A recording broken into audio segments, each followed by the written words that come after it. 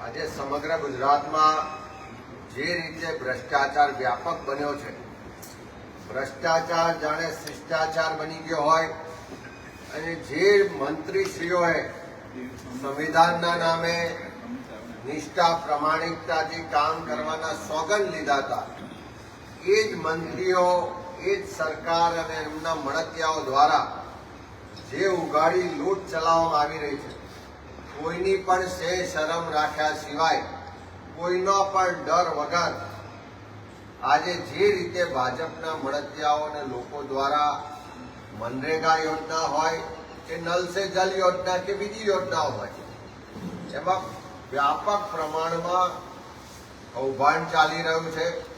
કરોડો રૂપિયાની લૂંટ ચલાવી ને પ્રજાના પૈસાને લૂંટવામાં આવી રહ્યા છે. ત્યારે આજે અમારા વિધાનસભા પક્ષના ઉપનેતા માન્ય શૈલેષભાઈ, અમારા સાથી ધારાસભ્યશ્રીઓ, અમારા કાર્યકારી પ્રમુખ ભાઈ જિગ્નેશભાઈ, કાંતિભાઈ ખરાડી, અમરતજીભાઈ, દાહોદના પૂર્વ ધારાસભ્ય ચંદ્રિકાબેન સહિત અમે બધા જ લોકો મહામહિમ રાજ્યપાલ શ્રી પાસે જઈને રજૂઆત કરી છે કે આખા ગુજરાતમાં મનરેગા અને નલ સે જલ યોજના સુનિયોજિત રીતે એક સિન્ડિકેટ બનાવી તે સરકારમાં બેઠેલા લોકોના આશીર્વાદ અને મિલીભગતથી ગામથી લઈને ગાંધીનગર સુધીના અધિકારીઓના મેળાપીપણાથી કરોડો રૂપિયાનો ભ્રષ્ટાચાર થઈ રહ્યો છે.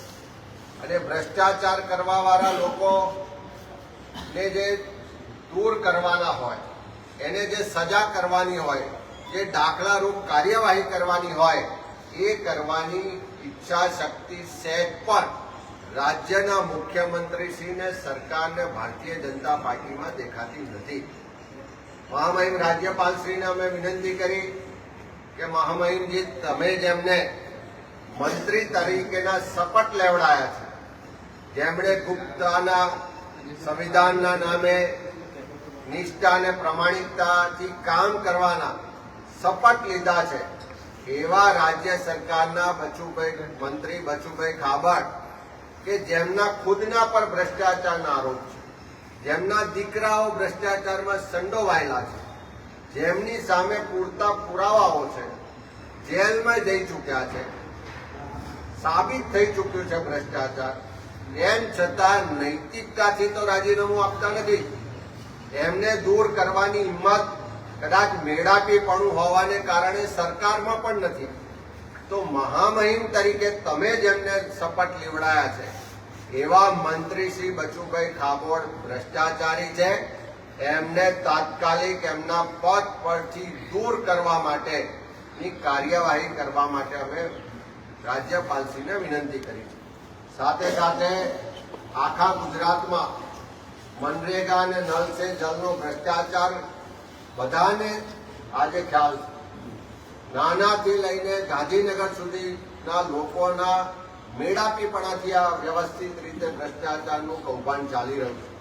સરકાર કોઈ તપાસ કરે, એફઆઈઆર કરે, ધરપકડ કરે, પણ નાના લોકોની ધરપકડ થાય છે. નાના કર્મચારીઓને પણ દોષનો ટોપલો ઢોળવામાં આવે છે. પણ મોટી માછલીઓ તો આજે પણ ખુલ્લી છે.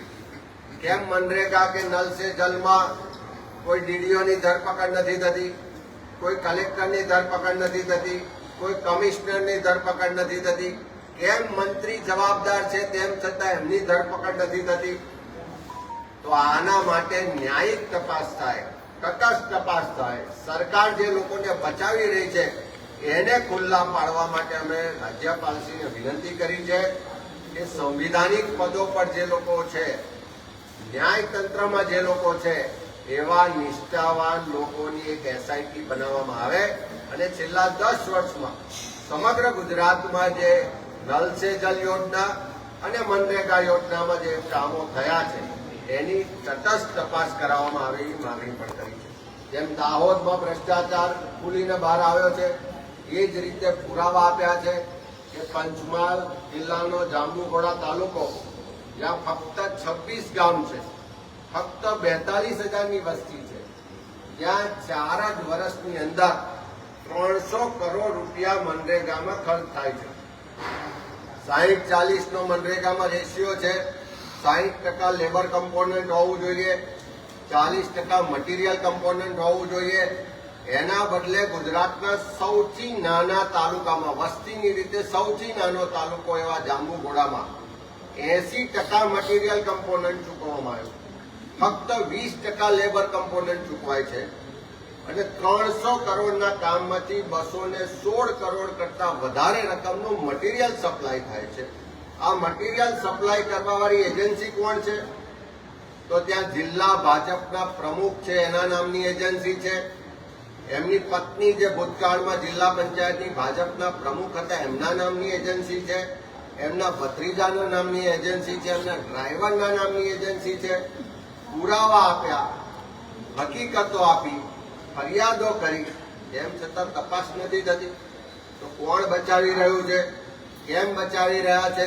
એક બાજુ મંત્રીને દૂર નહીં કરવાના, બીજી બાજુ જિલ્લા ભાજપના પ્રમુખ હોય એની કોઈ તપાસ ના થાય. એનો સ્પષ્ટ મતલબ છે કે સરકાર આ કૌભાંડમાં, ભ્રષ્ટાચારમાં સામેલ છે. આના હપ્તાઓ કમલમ સુધી પહોંચતા હશે અને એટલા જ માટે આની પર તટસ્થ તપાસ થતી નથી. જેની તપાસ થાય. અમે એ પણ કીધું છે કે ભ્રષ્ટાચાર કરવા વાળો કોઈ પણ પક્ષનો નથી હોતો, કોઈ પણ સમાજનો નથી હોતો, કોઈ પણ પાર્ટી કે બીજા સાથે જોડાયેલો હોય તો પણ એને કોઈને બક્ષવો જોઈએ નહીં.